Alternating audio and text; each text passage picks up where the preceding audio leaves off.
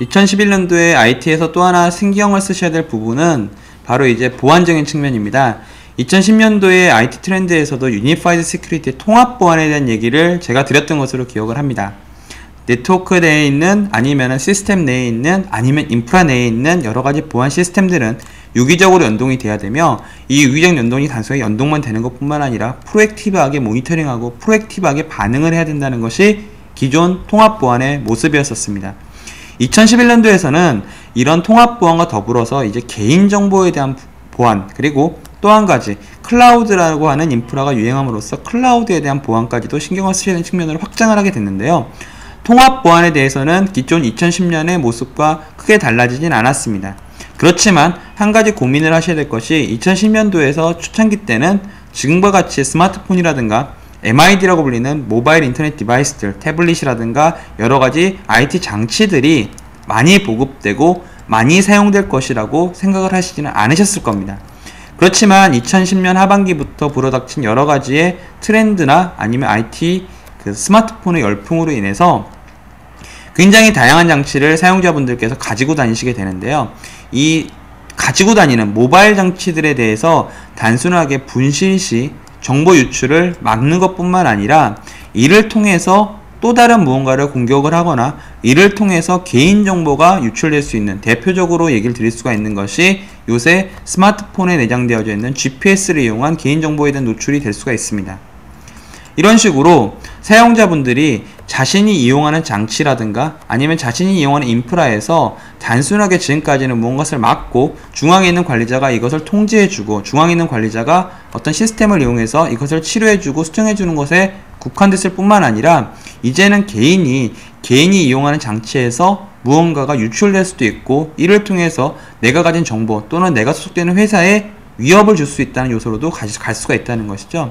이뿐만 아니라 조금은 IT와는 거리가 먼 얘기가 될 수 있습니다만 요새 굉장히 다양한 측면에서 어떤 안전을 기본적인 목적으로 하는 CCTV들이 많이 설치가 되고 있습니다.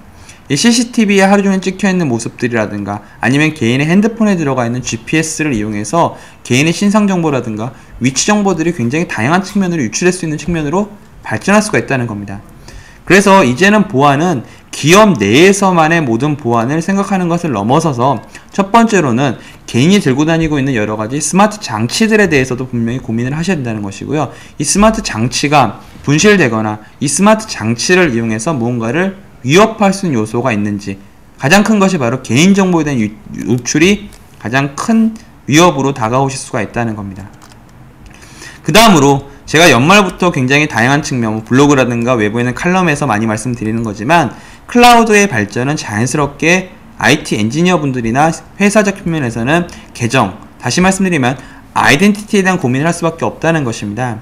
아이덴티티에 대한 고민은 무슨 의미냐면은 지금까지는 모든 시스템이 사내에 있었기 때문에 계정은 하나를 가지고 모든 것을 연동할 수 있었습니다만 이제는 클라우드 시스템과 사내 내부에 있는 프라이빗한 무언가를 선택할 수 있는 시점이 됐기 때문에 만약에 A라는 보험회사에서 보험 설계사분들에게는 클라우드에 있는 이메일 주소를 내주고 사내에 있는 직원분들에게는 사내에 있는 메일박스에 이메일 주소를 내준다고 가정을 한다면 지금까지는 외부에 있는 서비스에 있는 계정은 당연히 별도의 계정을 가져가야 된다는 것이고요.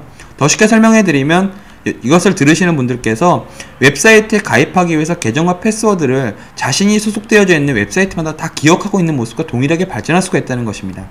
그러면은 사용하시는 분들의 입장에서는 계정이 서비스와 1대1로 매핑이 되어 있기 때문에 서비스에 대한 확장이 늘어날수록, 더 정확하게 말씀드리면 클라우드앤 서비스를 많이 이용하면 이용할수록 본인이 알고 있어야 할 계정의 숫자는 늘어난다는 것입니다.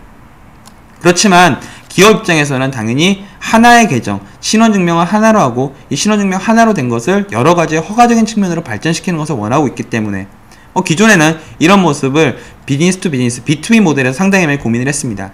A라고 하는 갑업체와 B라고 하는 을업체가 있는데 을업체에 있는 계정을 어디서 만들어 줄 것이냐, 지금까지는 사람이 위치한 곳에서 많이 생각을 했다는 것입니다. 납품하는 업체에서는 실제로 납품하는 업체의 계정이 있었습니다만 이 납품 받는 업체의 위치에 가 있을 때는 그대들의 시스템을 이용하기 위해서는 실제 납품을 받는 업체의 계정을 발급을 받았다는 것입니다. 그럼 이 사용자는 2개 이상의 계정을 가지게 되고요. 실제로 계정을 제공한 업체 입장에서도 이 계정이 정말로 내가 원하는 지정했던 그 담당자가 사용하는지, 아니 그 사람이 퇴사했는지, 이 사람이 이 계정을 가지고 어떤 것을 했는지는 전혀 알 수가 없다는 것이죠. 그래서 클라우드 시스템이 확장되고 발전하면 발전할수록 아이덴티티에 대한 고민은 분명히 늘어날 수밖에 없는 것이고요. 이런 모델은 조금은 새삼스러운 얘기가 될 수 있었습니다만 2000년도 초반에 이미 많은 표준 기구에서 고민을 했고, 마이크로소프트라든가 IBM이라든가 아니면 유닉스, 리눅스 업계에서도 이런 계정의 일원화를 어떻게 손쉽게 할 것이냐, 더 쉽게 말씀드리면 기술에 대한 구현을 쉽게 하기 위해서는 웹과의 결합이 분명히 필요한 것이 사실인데요.